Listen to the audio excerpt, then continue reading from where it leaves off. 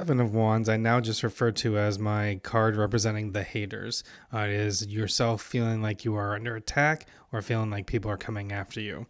You can see here in the traditional Rider-Waite imagery, someone kind of standing on the higher ground where there's lots of people kind of coming after them and they're looking very defensive or concerned. The seven in numerology is all about not taking immediate action, but kind of pausing, assessing the situation, and seeing what resonates with you. I love the way the lights here kind of represents what that is. Even though people are coming first, it's not destroying her zen. But what this card really means is that the previous card was all about victory, success, and achieving balance through it. But the Seven of Wands kind of tells you once you do that, you may actually see who your frenemies are. In this case, who are the people who you thought supported you, but once you start accomplishing your goals and maybe they're not accomplishing theirs, they start becoming a naysayer or kind of poking and undermining you. So when I see this card come up in traditional tarot readings dealing with your career and stuff like that, let's say you're promoted to be, one of the managers and stuff like that, and now everybody else is saying, who you thought was truly supportive of you, but now once you're the manager, they're saying, oh, you didn't deserve it. Maybe someone else deserved it. Maybe you're not as, not as accomplished or as ready as they thought you would be in that case. So the people who you thought were your best supporters or your peers or your coworkers now kind of become adversaries or rivals because they're kind of bad mouthing you, undermining you, or talking bad about you just because they might be jealous that they didn't get the promotion in that case. In other avenues, it could be in anything you do. You see people who kind of step forward in social media and do some of their own stuff, and then obviously people come out of the woodwork and say bad things about them, or people who accomplish something but then have people come out from high school or they're early in their lives and start bad mouthing and so forth. So what's really saying is look out for the people who you thought might be your friends but actually might become your haters or would comment or kind of undermine your success on the way. And I think the Light Seers really kind of shows you the best way to handle it, which it really embraces the seven energy, since the seven is not, because I think your immediate response would be to lash out, counteract, attack, whatever the case might be.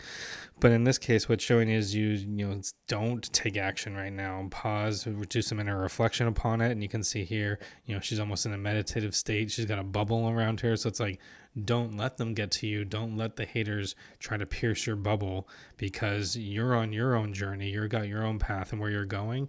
And just because you're making progress on your path, doesn't mean that, you should give them permission to actually knock you back down off of your pedestal.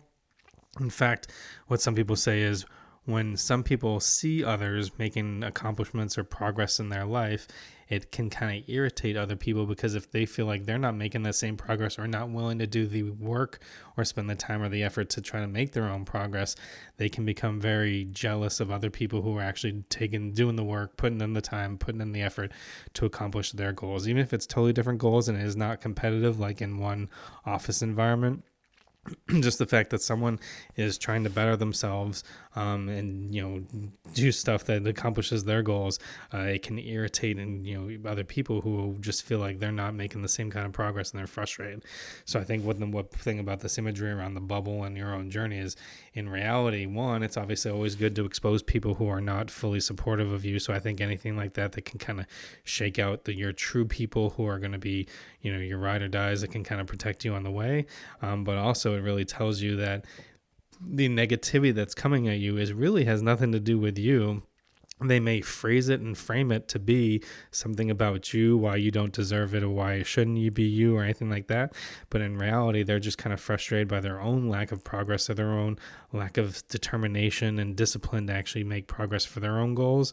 And so when they see you putting in the work that they didn't do or they're not willing to do, it really irritates them and gets them going, because they feel like they are worthy of the accomplishments that you have, because that's maybe the similar goals that they have. But they feel like not that they're better than you, but that you should not be deserving of the progress you are making, because they should. And it really creates this imbalance for them to say, well, I should have what they have, or I should be accomplishing those goals, but I wasn't willing to put in the work. They'd rather blame it on you put the negativity on you than really face themselves in the mirror and say, oh, congratulations, someone's doing a great job and actually making progress for themselves. If I was willing to put in the effort and the time and do it on my own, I would also make my own progress. But they're just really, have to, you almost have to ignore them, because it just means they're not awake in their own spiritual journey where they can really assess their strengths and their weaknesses to see what it is that they want from their journey.